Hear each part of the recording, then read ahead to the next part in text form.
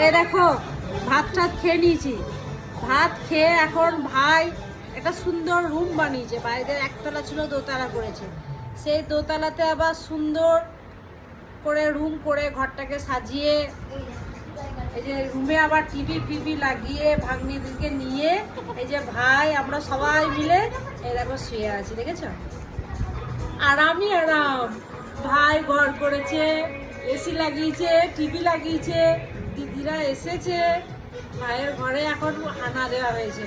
এখন যদিন থাকবো, এক সপ্তাহ এক মাস যদিন থাকবো, ভাইয়ের ঘরটা আমাদের দখলে। এখানে আমরা আছি, শুয়ে পড়েছি।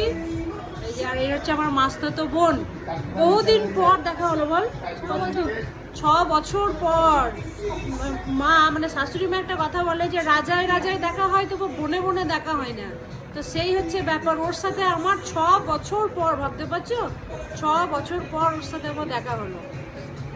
ও এসেছে আমাদের বাড়ি, ওরা আমার আগেই পৌঁছে গেছিল, তারপরে আমরা এসেছি। তো যাই হোক, এখন 3 বোন। বলে ভাই মুখটা একটু দেখা।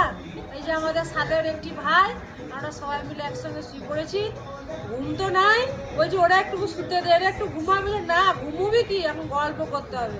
সেই এখন আড্ডা চলছে।